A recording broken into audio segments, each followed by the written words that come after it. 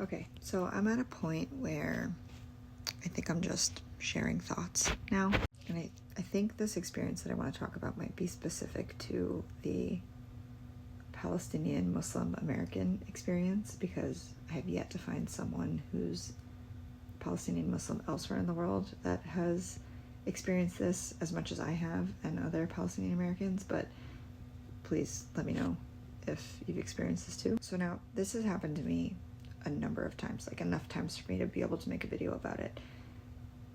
And it's that I have noticed that people enjoy befriending me and my family as their Muslim friend. They love having Muslim friends because it makes them feel like they are fighting Islamophobia. It makes them feel like they are anti-racist. It makes them feel like they are diverse in their friend group. They love having Muslim friends, especially during the Trump era. During that time, it was so cool to have Muslim friends because he was talking so much smack about Muslims. And people were all like, we have a safe space for you. If shit goes down in this country and you need a place to go, like, we will protect you. We've got your back.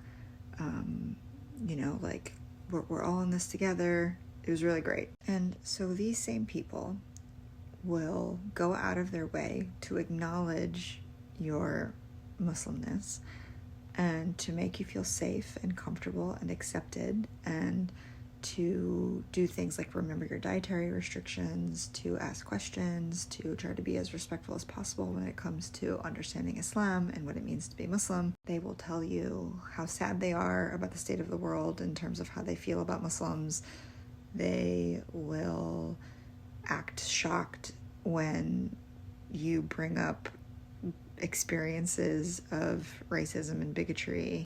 And these same people absolutely fucking hate having Palestinian friends, to the point where all of the stereotypes that they actively made sure to make it known to you that they don't subscribe to, in terms of Muslims being terrorists, aggressive, angry, dangerous, and apply every single one of those to your identity as a Palestinian. Any hint of solidarity that they claim to have with you and your family, out the window. And I don't know why it still happens, but the whiplash I get from that and from those relationships literally shocks me to my core, because I don't understand why people make an effort to acknowledge a part of you that is so controversial in this world and make you feel safe and accepted, only to have a threshold of how much they're willing to accept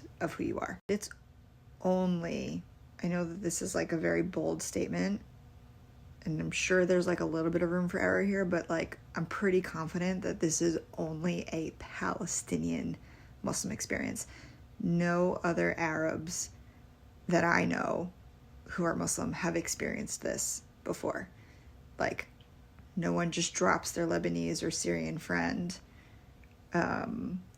over conflict in the Middle East. But I have just noticed a repetitive theme of Palestinians losing friends that they've had anywhere from a year to decades-long friendships over them becoming fully in themselves as a Palestinian.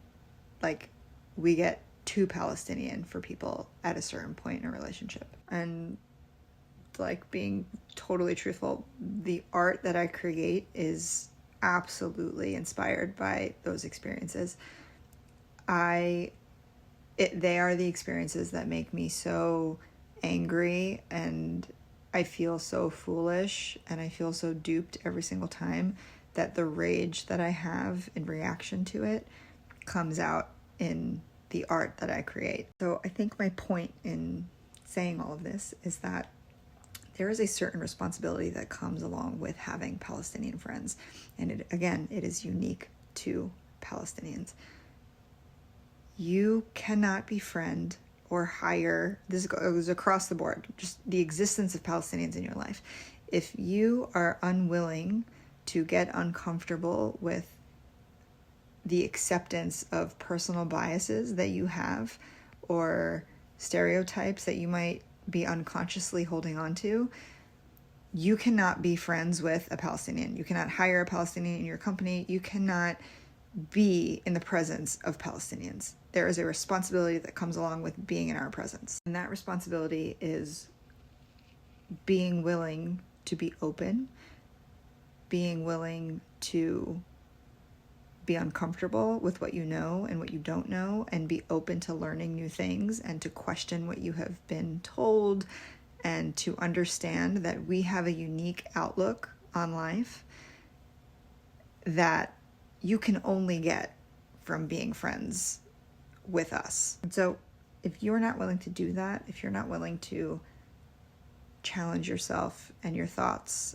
and what you think you know, or be challenged by us, maybe it's not for you. Because again, we are living through a genocide. We're watching our people die every single day at the hands of our politicians with our money. And we don't need any more drama.